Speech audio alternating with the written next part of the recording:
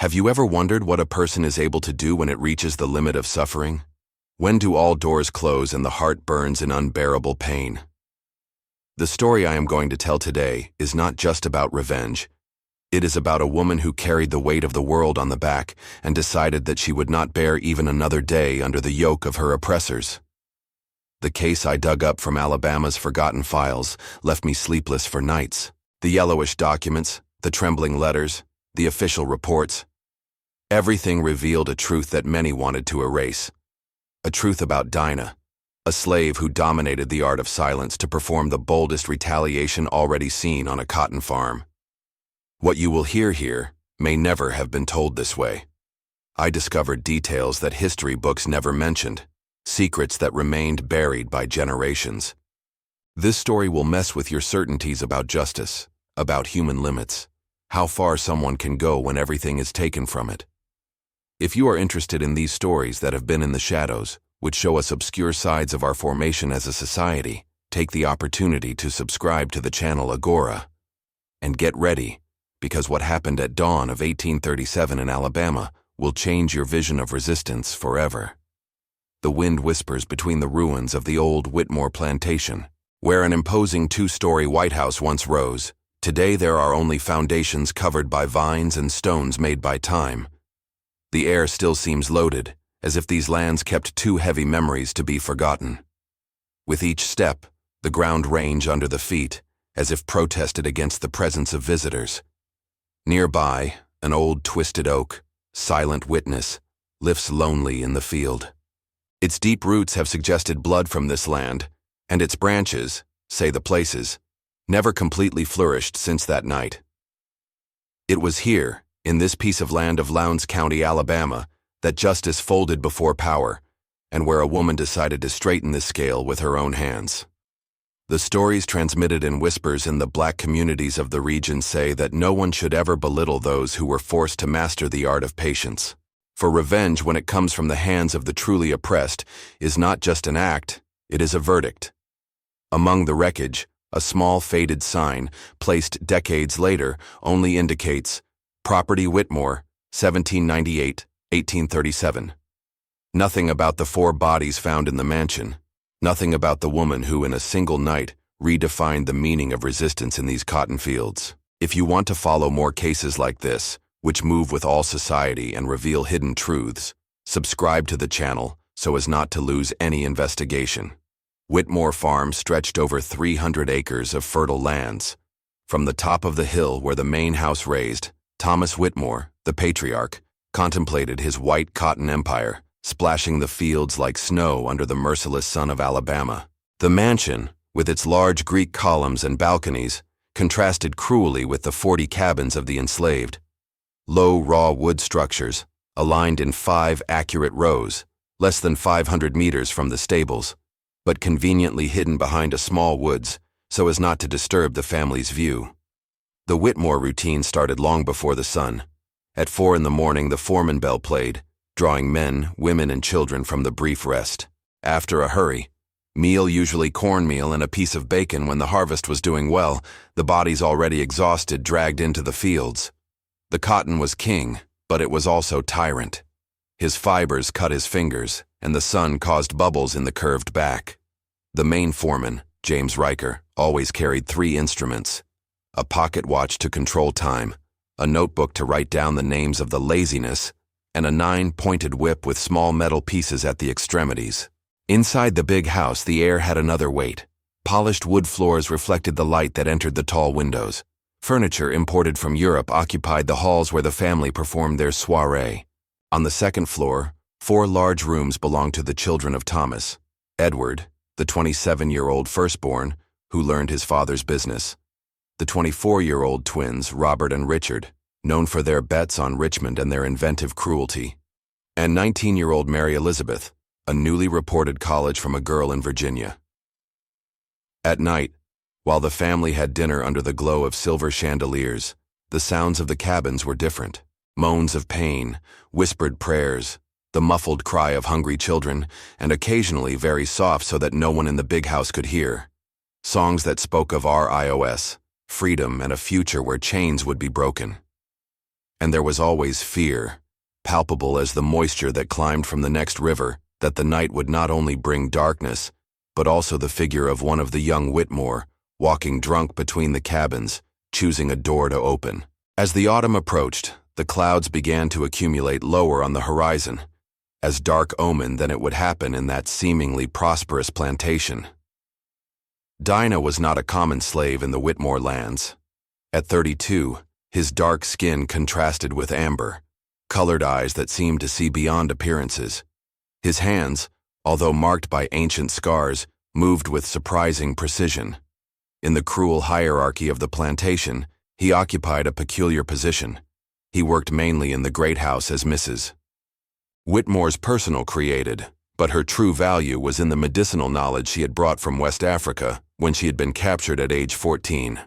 Thomas Whitmore, a pragmatic man above all, had recognized the value of that slave who could identify herbs to lower fevers, treat infected wounds, and even assist in difficult births. He had allowed Dinah to maintain a small herb garden at the back of the kitchen, where he cultivated plants with properties that Montgomery's white doctors didn't even dream of knowing.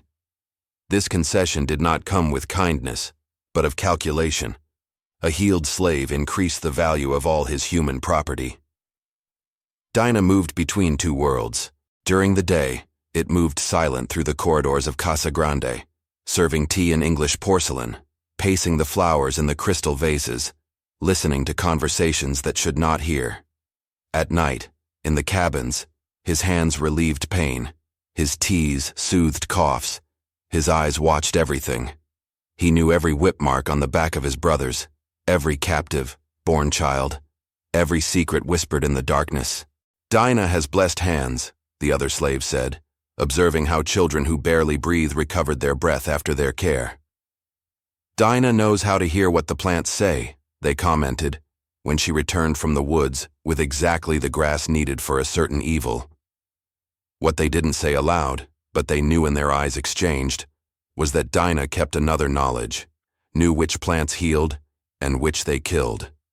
No one in the big house suspected that, after serving the drugs prescribed by Dr. Harrington to the family, Dinah studied closely the vials of laudano, belladonna, and arsenic stored in the cabinet of the medicine room.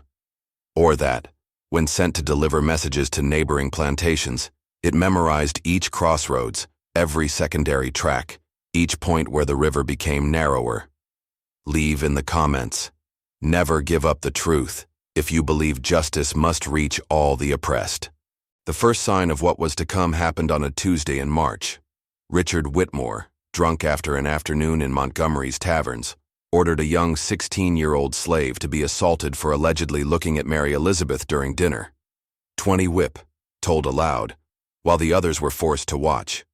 The second incident occurred 2 weeks later, when Edward Whitmore ordered the fingers of a man who knocked down a toolbox. "To learn to be more careful," he explained calmly as he drank his brandy. In June, Robert lost a significant bet on Richmond and returned furiously to the plantation. His anger found flow in arbitrary punishments, reduction of food feed, extended work until dusk, whipped by imaginary infractions. In August, when heat became unbearable, a 9-year-old child passed out in the fields. Instead of allowing it to be rescued, the foreman Riker, under express orders of the Whitmore brothers, forced her to remain under the sun as an example. She did not survive that afternoon. Dinah watched all this with eyes that gradually lost any flash of hope, replaced by something colder, more calculated. His hands, which had always healed, were now shaking not fear, but with a controlled, meticulously kept guarded, as if it were a rare herb that needed to be grown at the exact moment. In September, when Thomas Whitmore traveled to New Orleans for business, leaving the plantation under the command of his children, the atmosphere became even heavier. Edward, eager to prove his administrative capacity, increased daily cotton quotas.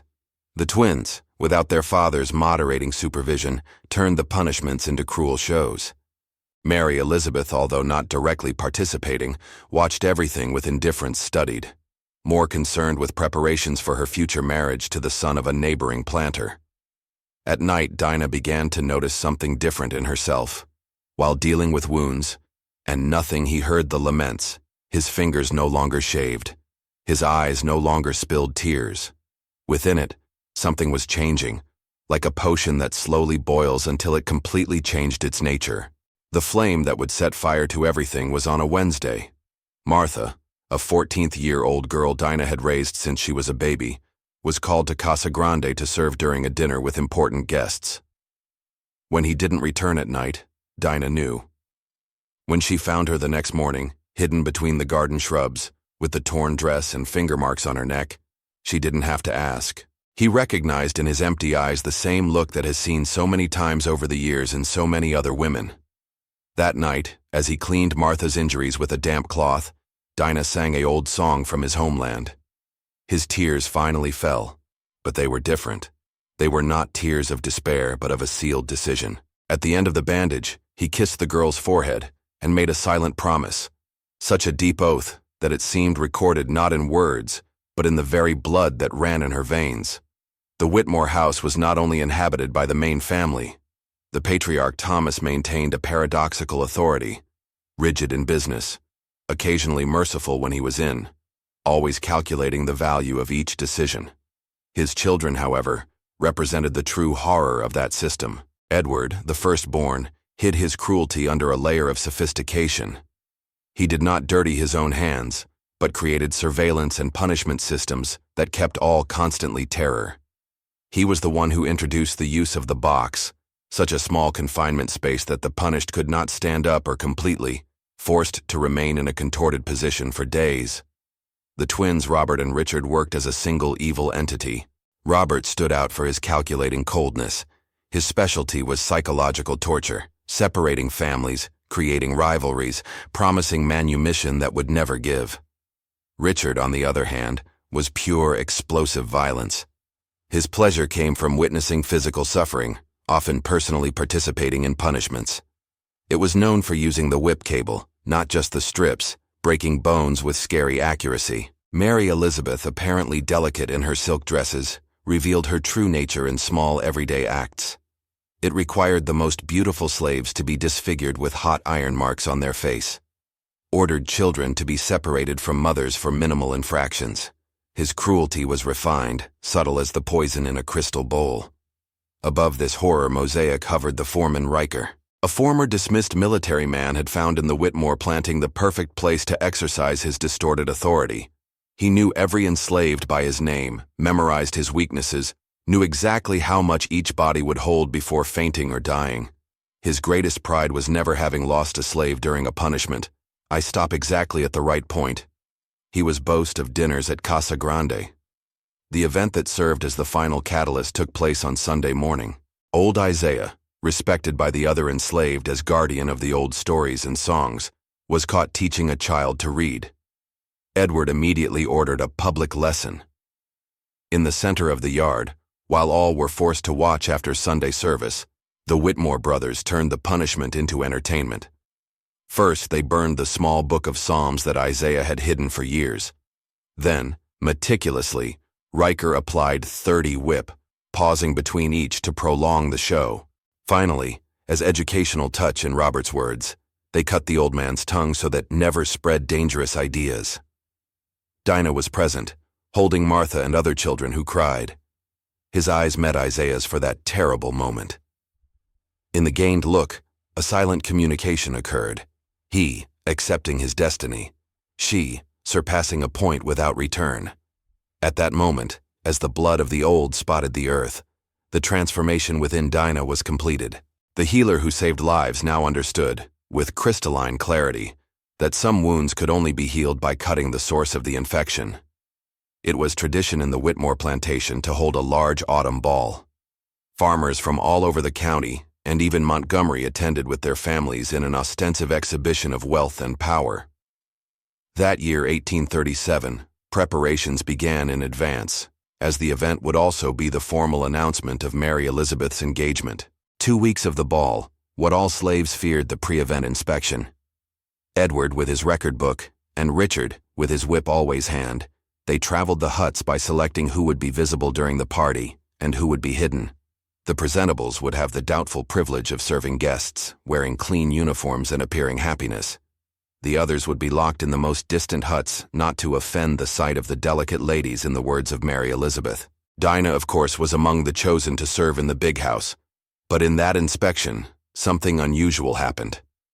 Passing her, Richard grabbed her chin tightly, turning her face from side to side as one who examines a horse.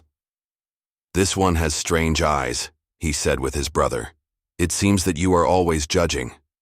Annoyed by Dinah's firm gaze, who didn't lower the view as expected, gave her a slap that made her stagger. "Teach her to look at the floor until the day of the ball," he ordered the foreman.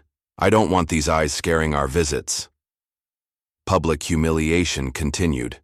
Forced to kneel on the earth, Dinah was forced to repeat phrases that denied her own humanity, while other slaves were forced to watch. "I'm nothing. I have no right to look at my lords. I'm just property." Each sentence was punctuated by a blow to the back, not enough to leave visible marks. After all, she needed to look flawless to the ball, but enough for pain to spread like fire under her skin. The sun burned its nape of the nape. The metallic taste of the blood filled his mouth where he bit his own lip so as not to scream. The earth stuck to his knees, his palms, his wet face of sweat and contained tears. Around, the heavy silence of their companions, each imagining that it could be next, each carrying the weight of that collective humiliation. It was at that moment, with his face pressed against the red earth of Alabama, that something was definitely broken inside Dinah. It was not angry what grew in his chest. It was a cold and absolute certainty. That land that proved the taste of his blood would also prove the blood of the Whitmore. When they finally allowed them to get up, Dinah was no longer the same person. His movements became mechanical, his eyes now carefully low-kept a purpose as defined as the course of a river that found his way to the sea. The decision was made. The question was no longer if, but like, and when. That night, while dealing with the injuries of others after the long day at work, his hands did not shake once. The plan began to take shape in the silence of the night as Dinah harvested herbs under the waning moonlight. His mind, once occupied with healing formulas, now metalligously catalogued every element needed for his purpose. First, I needed allies. Few, reliable, determined. He chose them with the same care with which he selected poisonous plants. Samuel, a strong middle-aged man who had lost his wife and 2 daughters, sold to different plantations, became his right arm. Silent by nature, he knew every corner of the property after years working to maintain the buildings. His eyes, resigned for so long, gained new shine when Dinah shared his thoughts in calculated whispers. Esther, a 19-year-old girl who worked in the kitchen of Casa Grande, had access to the rooms during morning cleaning. Your small, agile hands could unlock windows, remove locks, create hits where they should not exist. The hatred of Mary Elizabeth, who had accidentally broken her a porcelain cup, turned into her driving force. The old Joseph, who took care of the stables, completed the group. Stopping older than he really was, he moved through the property as a shadow, practically invisible in the eyes of whites who considered him harmless due to his thigh leg. His contribution would be fundamental. He knew the night horse's nocturnal habits. He knew which noise would make the smallest strange movement and which would remain silent. For 3 consecutive nights, the 4 gathered in the small garden of medicinal herbs, under the pretext that Joseph needed treatment for his leg.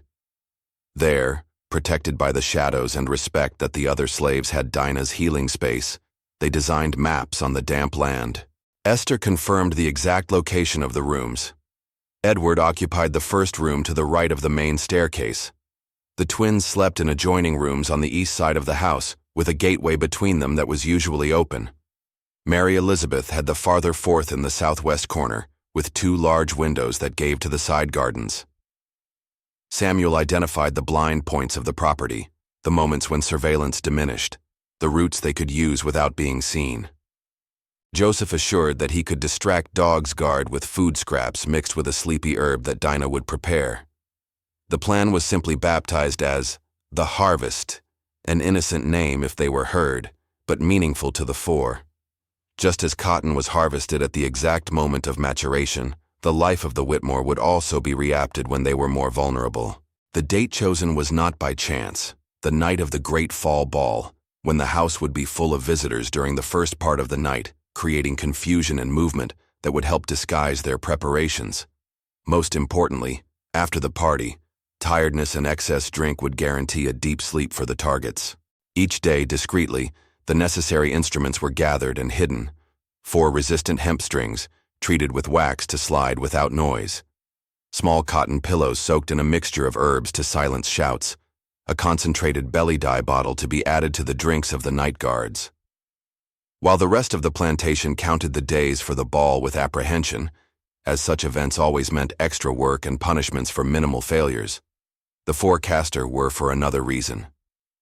Each sunset approached them to the moment that would forever transform their lives, and, perhaps, the history of that earth. In Dinah's mental calendar, the days were not marked by numbers, but by phases: preparation, execution, escape. The countdown had begun. On the eve of the fall ball, 2 parallel realities unfolded in the Whitmore plantation. In the big house, the agitation was feverish. Created ran from side to side polishing, arranging flowers in crystal vases, extending imported linen towels on long dining tables. Mary Elizabeth, in her room, tried for the 10th time the blue dress she had come especially from New York, while her mother supervised the latest adjustments.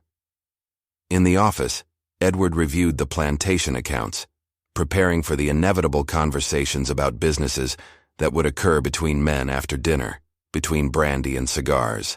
The twins, more interested in the celebration and preparations, were already beginning to drink, arguing excitedly about which of the neighbors would try to seduce during the dances. Meanwhile, in the cabins in the back of the kitchen, another preparation occurred. Called hands grated, cut, mixed ingredients to the elaborate dishes that would be served.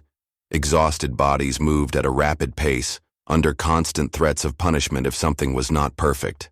In the midst of this whirlwind, the 4 conspirators performed their assigned tasks with meticulous accuracy. Dinah moved between the kitchen and the main house, bringing herbs to the dishes, checking flower arrangements, always with low eyes as ordained, but watching everything. His hands worked automatically as his mind registered every detail.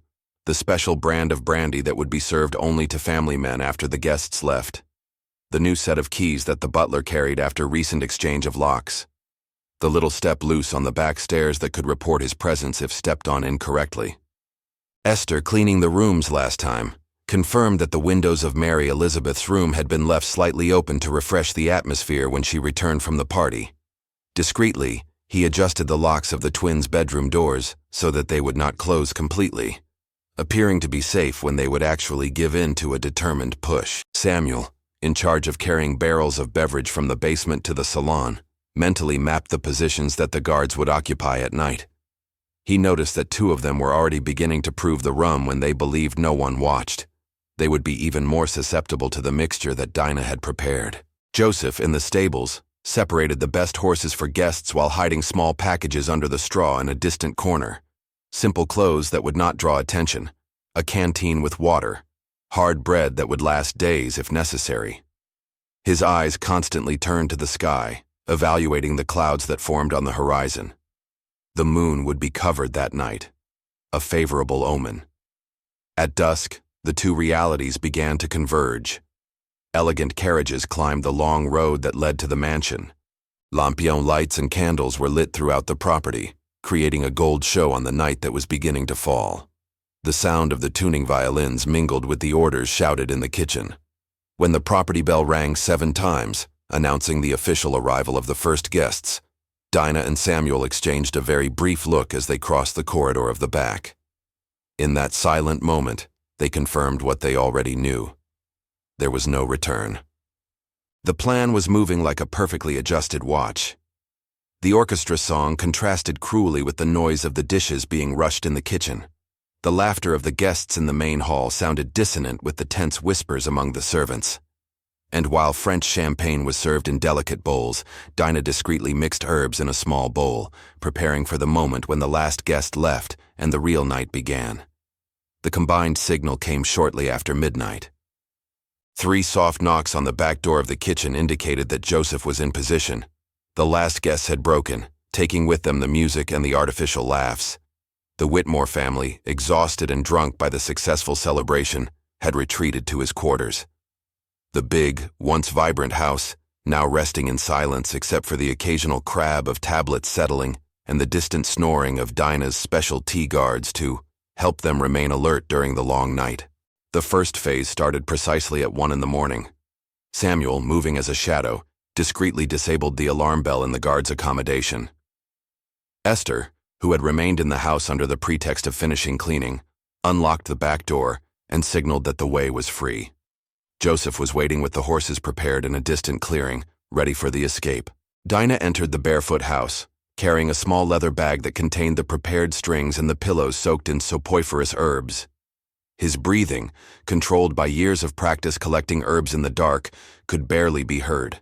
The dark dress he wore fushed with the hallway shadows as he climbed the main staircase, carefully avoiding the weather that always rangs. The first room was from Edward. The door gave in without noise thanks to the oil that Esther applied discreetly to the hinges during cleaning. The firstborn Whitmore slept on his back, his mouth ajar, his chest rising and going down a heavy pace, drunk by the brandy and the feeling of triumph after the ball. Beside the bed, on the bedside table, the book of records restrained where it meticulously noted each punished punishment, each profit obtained, every broken body under its command. Dinah approached as a spirit. For a moment he observed the man who had so often decided the fate of others without any remorse. In her sleep, she seemed almost vulnerable, an illusion she knew how to be false. With accurate movements, he positioned himself above him, and before he could wake up, pressed the herb-soaked pillow against his face. Edward's eyes were panicked. His hands tried to reach her, but the effect of herbs was already stunning him. As he weakened, Dinah whispered in his ear, "This is by Isaiah." The rope slid around his neck with the same efficiency as he signed punishment orders. The second room was home to Richard. Unlike the older brother, he slept in a fetal position, like a child, the whip hanging at the head of the bed within reach, a habit born of the constant fear of rebellion. Dinah noticed the bloodstains on the sleeve of the shirt he had not even worried about changing before bed. Blood of the young man who had beaten the afternoon before the ball for overthrowing a tray of food. When the rope squeezed around his neck, Richard woke up briefly. His eyes found Dinah's, and for a moment there was recognition. He tried to scream, but only a strangled sound escaped his throat. "This is by Martha," she whispered, while life left those eyes that had so often shone with pleasure in inflicting pain. Robert slept in the room connected to the twin brother. The gateway was open as Samuel predicted. Hard to kill than the other two, Robert fought harder, almost to overthrow Dinah. But years of work in the fields had given her a strength that the young Whitmore's privileged body had never known. "This is for all the children you destroyed," she murmured as she squeezed the rope, watching her life slowly abandon that face that she had so often smiled by separating families. Mary Elizabeth's last room required a different approach. Young Whitmore slept like a princess on her canopy bed, the carefully hanging ball dress for the maid to examine the next morning. His sleep was lighter, disturbed perhaps by the ghosts he tried to ignore. His eyes opened when Dinah entered the room, but before he could scream, the pillow covered his face. "You saw everything and did nothing," Dinah whispered as he prepared the rope. "You heard the screams and kept embroidering." While life left the delicate body that had never known work or suffering, Dinah did not feel pleasure or triumph, just the cold certainty that a scale had finally been balanced. The 4 bedrooms, visited in accurate sequence, became silent chambers where death arrived not as an unexpected intruder, but as a creditor charging an old debt. In each, Dinah left a symbol, a small cloth doll on the feet of the bed, similar to those mothers made for their children in the cabanas, dolls that young Whitmore often burned for fun. When the last sigh was exhaled, Dinah met with Samuel and Esther in the hallway. No word has been changed. The plan had been mentally rehearsed so many times that each movement flowed naturally. They descended through the back stairs, each carrying a small package containing only the essential for the escape. In the back garden, Dinah paused. He withdrew a small jar of oil that he had prepared especially for tonight, a mixture of highly flammable herbs. It poured it into a specific pattern on earth, and with a match taken from the kitchen, lit what would be its final message to the Whitmore plantation. The flames briefly formed the outline of a tree, not the oak that symbolized the Whitmore family in their coat of arms, but the sacred baobab of the stories the elders told the cabins. Joseph was waiting in the combined clearing, the restless horses pounding the damp ground. In the distance, the first shouts began to be heard, not from the big house where the four heirs would never awaken, but from the enslaved cabins. The plan included a fifth element that only Dinah knew. Old Pearl, the older cook, in charge of spreading the news among the captives as soon as he saw the sign of fire in the garden. As they set up the horses, a silent procession began to form in the shadows. Men, women, and children emerged from the cabins, moving not towards Casa Grande, but towards the southern gate, the least watched from the property. Dinah had not planned a mass revolt, but Old Pearl had taken the initiative. If the Whitmore heirs were dead, this was the time to leave. Samuel looked interrogatedly to Dinah as he realized the growing number of people joining the escape. She nodded briefly. The plan was adapted to the circumstances. Joseph was already starting to distribute the additional horses he had kept prepared as contingency, helping the elderly and the children to assemble. The liberated column was now moving like a silent river at night, guided by Dinah, who knew not only the healing herbs, but also the stars that pointed the way to the north. Behind them, the first strands of torches indicated that the alarm finally sounded in the big house. When they crossed the stream that marked the Whitmore property limit, Dinah looked back once. The mansion stood out against the night sky, its still dark windows, ignoring the revolution that had occurred inside. For a moment, the image of 4 bodies in 4 different beds went through his mind, not as a burden of guilt, but as the conclusion of a cycle that had begun long before, on the back of slave ships, in the slave markets, in the infinite fields of white, spotted white cotton. Ahead, the darkness of the forest offered not only danger, but also the true first promise of freedom that many of those men, women, and children have never known. Dinah adjusted the small bag of herbs that he carried by his chest, seeds and roots of his homeland that he would plant wherever they found refuge. The healer who had become an executor would be again healer, but now for a free people. The distant echo of barking dogs came to his ears, but did not diminish his step. The night belonged to the freed now. The news of the events in the Whitmore plantation spread like fire in the dry field. 3 days after the incident, Lowndes County Sheriff sent an urgent report to the governor of Alabama. 4 members of the prominent Whitmore family were found dead in their beds, strangled with identical ropes. About 73 slaves disappeared from the property. Authorization to mobilize the state militia to capture the fugitives and exemplary punishment of those responsible. A week later, Montgomery's Diary published alarmist headlines: Horrible massacre at the Whitmore mansion. An entire family exterminated by ungrateful slaves. Widespread fears. 3. Contained planters have sent desperate letters to the authorities, requesting additional protection and permission to implement more severe control measures. In private letters exchanged among slave owners, a new term began to recur: the Dinah method. Described as particularly dangerous due to its simplicity and effectiveness, the method consisted of using medicinal knowledge to facilitate silent access to rooms, followed by strangulation with strings prepared especially to leave marks until it was too late. As the months passed, reports of similar deaths emerged in plantations from Georgia, Mississippi, and Louisiana. Although many were exaggerated by growing panic, at least 3 confirmed cases followed the same pattern. Owners found dead in their beds, small cloth dolls left as a signature, missing slaves without trace. An anonymous pamphlet circulated clandestinely among free and enslaved black communities, detailing soporific herbs techniques, methods for silencing locks, escape routes. Signed only as the healer, the document ended with a clear message: the night belongs to those who know how to wait. Patience is also a weapon. In the churches frequented by whites, shepherds threw against the demonic influence that spread throughout the plantations. At the secret meetings held in the forests, however, new songs were born, songs that never directly mentioned Dinah or the Whitmore, but spoke of a curator who brought eternal sleep, and 4 oppressors who found justice at dawn. Panic between the proprietary class reached unpublished levels when they found that they could no longer trust the drugs prepared by slaves. Several families got sick after consuming teas or dyes, although no death has been confirmed. Fear, however, was as effective as concrete acts. The seed of distrust had been planted.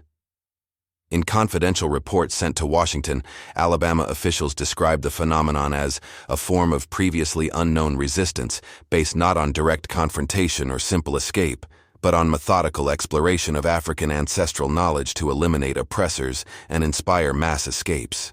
A special status was created to classify slaves with medicinal knowledge, such as potentially dangerous, recommending its sale to distant regions or, in extreme cases, their preventive elimination.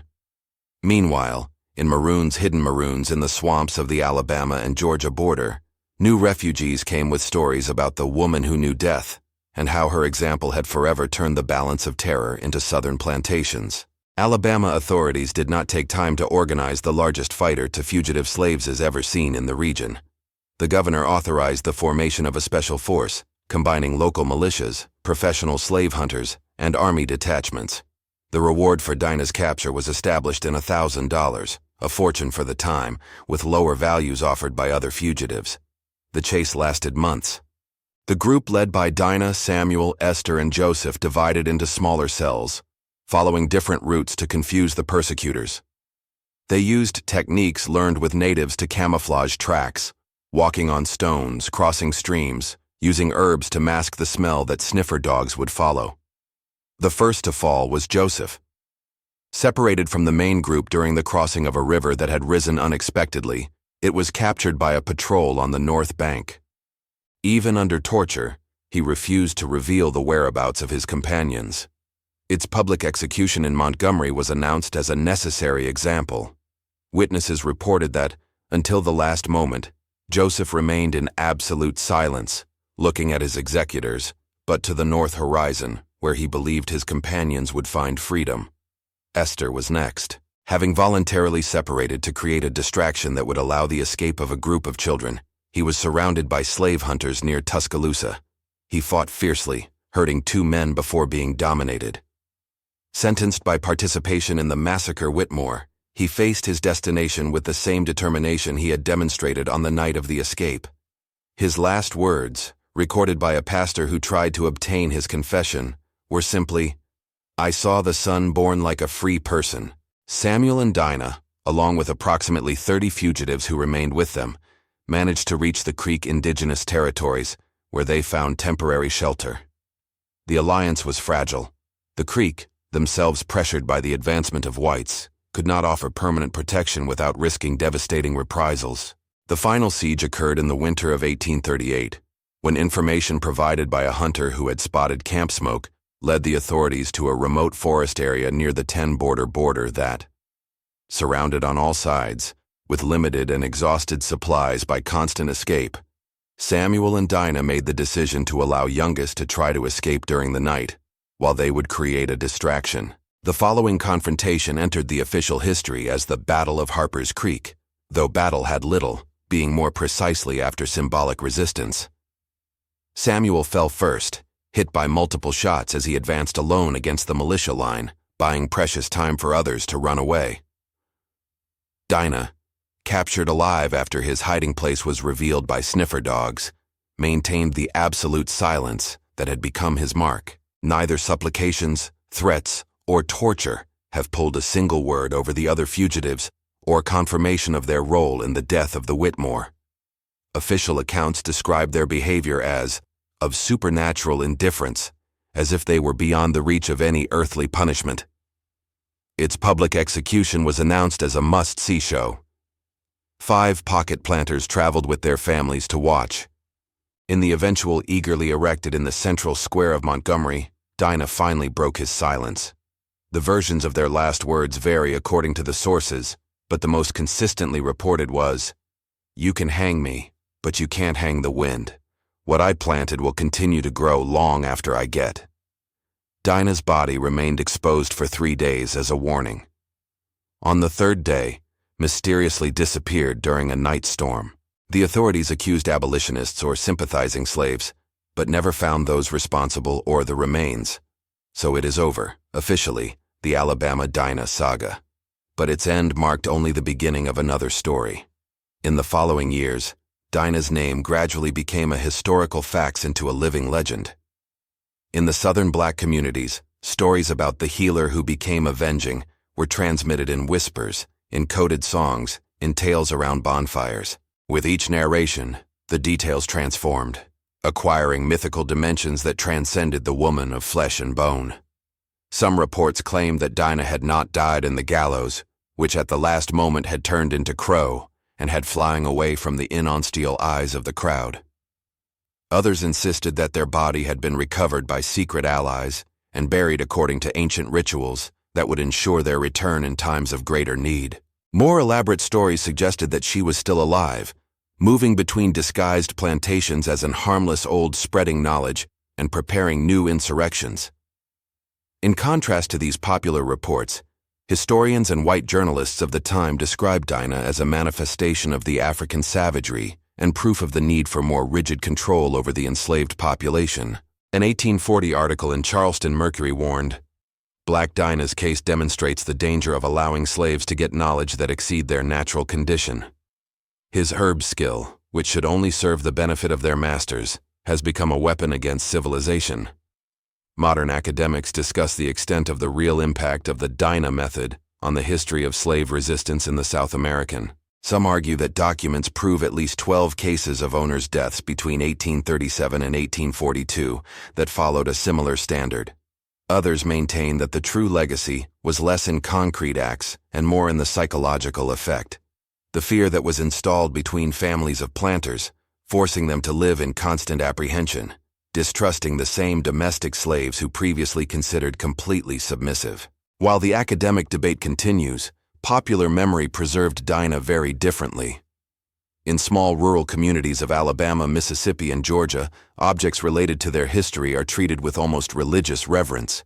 A specific braided rope, a small dark glass bottle, a cloth doll with only suggested features. Seemingly common items that, on certain contexts, immediately evoke the story of the healer who brought justice. Folk songs preserved elements of history, often mixing them with Christian symbolisms and references to African traditions.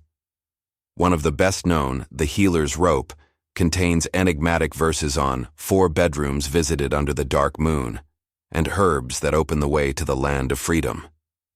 To this day, occasional visitors report finding small offerings, herbs tied with red ribbons, old coins, rustic cloth dolls, left in the area where the Whitmore plantation was supposed to be. Others mention silent pilgrimages that still occur on specific dates, when descendants of slaves in the region are discreetly gathered to honor not only Dinah, but all who resisted in various ways to the system that tried to reduce human beings to properties.